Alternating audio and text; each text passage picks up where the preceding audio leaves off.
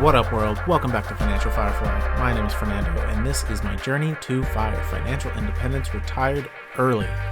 This is the first video of 2024, kicking it off with Tesla Q4 2023 earnings call. Got some good updates. Company is overperforming as usual. Fantastic product roadmap, strong financials, great stuff. So I took the earnings call, somewhat organized it into buckets. We got general opening stuff, financials, followed by manufacturing and products, rounding it out here with AI and FSD, full self-driving. And then we will conclude the video with a little options action. We got some Robinhood puts that are printing, not for me, for somebody. I called them, recorded this video earlier this week about potential ways to play this. Tesla, kind of digressing here a little bit, but usually runs up to earnings, sells afterwards, right? Buy the news, sell the story. All right, so let's get into it. So 1.2 million Model Y sold globally, best-selling vehicle of the year. We have some deployments of 15 gigawatt hours up from 6.4 gigawatt hours for storage deployment, doubling, over 100% growth capacity-wise, 50% growth, greater than 50% growth revenue-wise. The growth rate is now surpassing the auto industry. Energy is now surpassing auto as far as growth rate. This has been in the works for years. And big shout out to the Lathrop factory in California. I think that is. Anyway, $4.4 billion free cash flow, including R&D spend. Elon's thinking that they're the best AI company in the world. They had to develop their own hardware because nobody was able to satisfy the demand, even though they're ordering boatloads of GPUs from NVIDIA. We had the Model 3 refresh, the Highland, come out in Q4 2023. It's quieter, more refined, longer range. As far as the next gen vehicle goes, we got some exciting announcements. New modular manufacturing system. It's probably going to be the most profound shift in auto manufacturing, period. I mean, just as far as industrial innovation goes, I'm sure it's spectacular, but for auto manufacturing systems, even more so. Texas is going to get this first line for what we're calling the Gen 2 or the next gen. It's going to be about half the price of the current Model Y, which is the best-selling car globally, as we just said. Engineers need to be close to the factory floor. They do not have the kinks worked out. That's why they're doing it in Texas, so the engineers can literally sleep by the machines to get it working. Elon's thinking the current schedule is latter half of 2025 that this thing is going to roll out. We'll see if that actually happens. Elon's tending to get more realistic with schedules. Elon time is obviously faster than regular world time, but who knows? He's been tending to sandbag these things. He sees a path to the world's most valuable company for all these reasons: FSD, auto, energy storage, Optimus. There's a whole lot going on. 90% of buyers are new buyers. They will spend on advertising sparingly, mostly for the education, for the total cost of ownership, even though the upfront cost of an EV might be higher. With the Tesla, the total value is much greater than what you're spending. That's why you're going to spend the money anyway, but it's more of a comprehensive and nuanced approach. It's not just the sticker price. So that's why they're advertising, but I don't really see why, because they're still production constrained. They don't have demand concerns. Oh, EVs are slowing. The demand for EVs are slowing down. Meanwhile, it's a freaking hockey stick, and we're now going to be selling millions of EVs every year. Essentially going to be tens of millions of EVs every year. So we'll see when we get there, but end of the decade-ish. So on that note, what type of market share are they thinking, right? We're at 100 million vehicles sold globally. Tesla's just under 1.8 million, right, for the year. So that's less than just scraping 2% of the global market share. One of the guys on the call was saying that, as far as he's concerned, there's still that other 98% to capture. That's possible. We'll see. The path to 20 million in 5 to 6 years, it's not guaranteed, but it's outlined. The only threat to this right now are the Chinese automakers, which are heavily subsidized by the state. They do compete internationally and globally, but they're competing with tariffs for those exported cars out of China. And in fact, if they weren't competing with those tariffs, they would just steamroll all the other international competitors except Tesla. Moving on to some financials here, right? 96 billion of revenue, 4.4 billion of free cash flow, 29 billion of cash and investments on hand. We are printing these days. We got over almost 30 billion of cash. Per unit economics are getting better, even with the Cybertrucks and tariff. The Model Y is still receiving, I guess, the $7.5 thousand point of sale credit. Thank you, Biden, I think. Interest rates are high. Just kind of a general statement here. When interest rates are high, margins are bad. When interest rates are low, margins are good. Most often, the affordability aspect for people buying a car is that monthly payment. So if interest rates are high, they're obviously going to have a higher monthly payment, which means they won't be able to afford that car. And conversely, if interest rates are low monthly payments, they can afford that car. So as interest rates come down, we should see demand grow. Not that it can be satisfied right now anyway. I don't know why they're advertising. Education will come as the infrastructure is built out and these things are more and more commonplace and you just see them everywhere. We got an analyst question about cost reductions currently coming in around 2% per quarter. That's not going to continue into the future, but they are squeezing out every little cent that they can, and literally pennies. Literally they're scraping pennies because 1%, 1 penny on a dollar with their current revenue is over $1 billion. How crazy is that?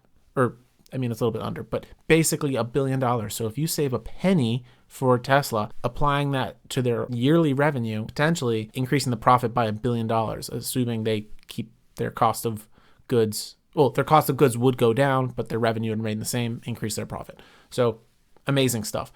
Partly due to logistics, which is a 22% year-over-year decrease. Right? So some of the things that they outlined: returnable packaging, optimizing supply routes, better pricing from suppliers, bulk suppliers, going down the supply chain, 2, 3, 4 levels down, negotiating. Once again, that 1% to Tesla now is $1 billion, saving $1 billion or increasing profit $1 billion by 1 penny at a time. Crazy stuff, crazy scale. Power electronics, the cost is going down. They're using a new 48-volt architecture, uses less material, less wiring and routing. It's higher, more efficient. It's just so much better. Moving on to manufacturing. All right. So 1.8 million vehicles sold in 2023 globally, 560,000 vehicles out of Fremont, the largest auto producer in North America. Is the largest. It is the most productive unit volume factory in North America. So you'd have to go actually across an ocean to get better than this. We're riding 2 growth waves here, right? The Model Y, which is now the best-selling vehicle, and then the second gen vehicle, or the next gen vehicle, that will be roughly half the price. And mind you, if you reduce the price in this industry by $4,000 to $5,000, that effectively doubles your addressable market. So if we're looking at a cost reduction of $40,000 down to $20,000 sticker price, that's 4 reductions of $4,000 to $5,000. That doubles. So 2 times 2 is 4, times 4 is 8, times 2 is 16. So essentially they are 16th-tupling their freaking addressable market. That's crazy. So why are you advertising if you can't satisfy demand?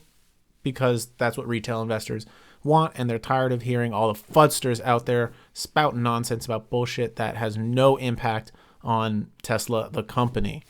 The stock is volatile. We love that. We love the stock being volatile. Momentum trading, baby. We'll get into that in a little bit. All right.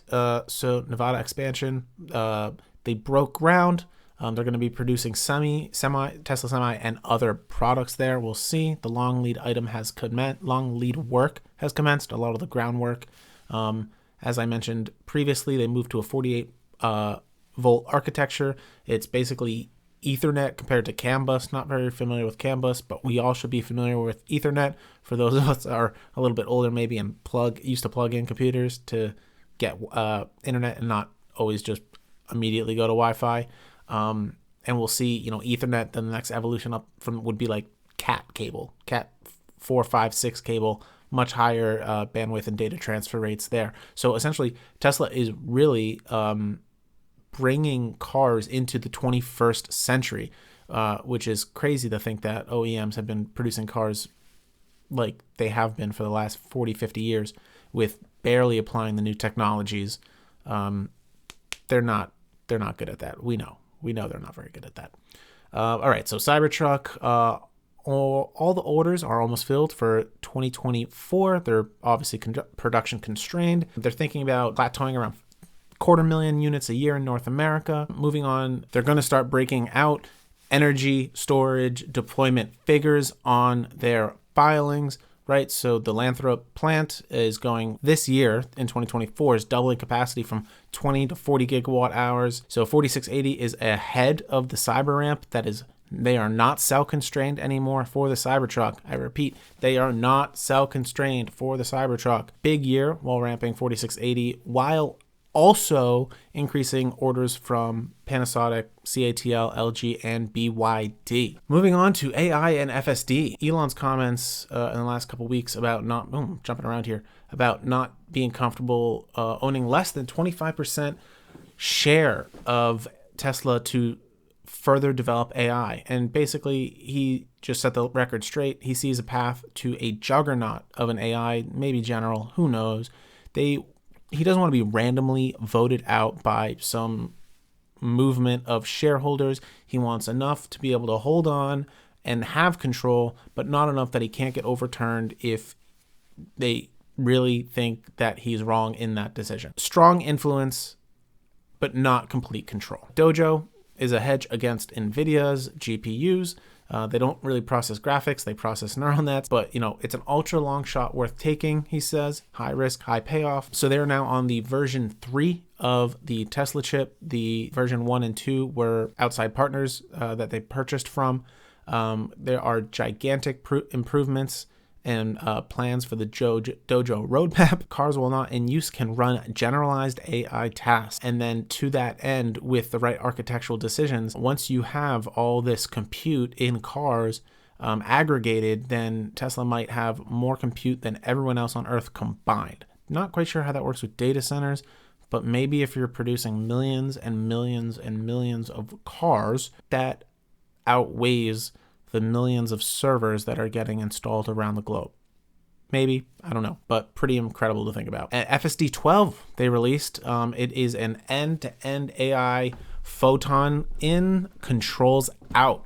And they took 300,000 lines of manually coded software and turned it into 3,000 lines of a neural net that gets trained on these massive data sets harvested from their fleet of vehicles. So just incredible improvements here for full self-driving, and it's only going to accelerate from here. Full self-driving, he says, he would, if he was an OEM, would be begging Tesla to use their AI. There's no way in hell that any of these people can compare when it comes to OEMs, to capability. It just doesn't add up. They have so much more data, so much more compute, so much more real world mileage and edge cases that the lead is unassailable. You might as well just crawl to Tesla and beg them. Oh, camera timed out here. That was interesting. Beg them to let them license their FSD to you. And that will inevitably happen. He basically said that the OEMs don't believe that FSD is real yet. But he's like, this year they will. I believe it. You've been saying that for a while, Elon, but maybe it is this year. We'll see. And then last and definitely not least, Optimus. The rapid growth of this has incredible potential. The potential to far exceed all other values of Tesla combined, which is a crazy thing to say, right? Your economy is essentially productivity times capita. What happens if capita is unlimited? Your economy is unconstrained. So what does that mean if, the capital just becomes a manufacturing problem and you just manufacture your people to do the labor? It's incredible. The videos that have come out of Optimus folding a shirt, walking and then dancing and then folding a shirt, and it's every couple weeks it just gets better, and then every couple months it gets so much better. And the fact that they had to develop their own hardware because nothing is potentially buyable at scale for the things that they need, and vertically integrating another supply chain for another product. It's incredible stuff here. FSD completely directly translates to Optimus, right? Essentially, a car is a robot on 4 wheels. The controls have to be a little bit different, but the end motion is the same. I don't know exactly how it works, but basically you can train the neural net on a car and apply it directly to a humanoid robot. That is to say that these millions of cars on the road are training a humanoid robot. They're going to get there faster than anyone, like much faster. Most sophisticated humanoid robot in the world. It's not task specific. It's not a specialized robot. It's a general humanoid robot, by far the most advanced. There is a chance to ship units of this late next year, which is mind-boggling. And the biggest barrier for this is just usability. They want it to be usable. And once it is usable, then it can start generating revenue. And once it can start generating revenue, then they can start scaling manufacturing and production of it. And once they start doing that, then who knows? Who knows? That's just a crazy world. That's a unlimited capita in that equation. And we have to be very careful with that, because if we have tens of thousands of millions of robots and they can be updated over the air, probably good to have a kill switch on there, and definitely don't want to have a centralized malware upload where it comes, one person can push software and malware to millions of robots and control them. So very big concern. Getting into options activity now. Price action after hours. Tesla is down 6.13% right now in the overnight trading. Holy shit. My puts are probably, well, I don't have any right now, but this put that I've been monitoring, $6.35 for, a 205 strike this Friday on January 26th. This put is probably going to double. And I bought it and sold it. Right, I made $50 on this put, $4.15. If I had just held with my strategy like I should have, and like I recorded yesterday or whenever this week, oh my God, picking out the patterns and just trading on momentum. This video is already long, so I'll have to do a separate video getting into the actual my options trading strategy and my Robin portfolio, leveraging and being risky for high freaking reward. Wow, 5.93% down after hours. All right, we'll just leave it at that, because I can just talk on this, and this video is already long. All right, so that is the first video of 2024. Hopefully I get this out soon. If you're still here to the end, smash the like button, hit subscribe, notification bell. Thank you. I would love your feedback. This was me just rambling on for the first time in a while, and I have stories to tell you over the last 3 years about how I lost $80,000, how I made $6,000, lost it, how I made $17,000, lost it, how I made $80,000, lost it in this portfolio. A little bit of trauma, emotional trauma, waking up at night, and you can see these little peaks here, 18,000, 26,000, and this went up to 84,000. It only says 63, but that is a story, and that is why I stopped uploading videos. And here we are, recovering. We are now on the road to recovery, posting again. But my last video, I think, was January 22nd of 2021, which is literally right at the peak here. And then things happened and lost it all. Do not do this. Do not do this. I will show you how to do it, and then I will show you how to do this, and then I will show you how not to do this. This is dumb. This is very smart, and then this is very dumb. All right. So this is Fernando on Financial Firefly. Catch you later.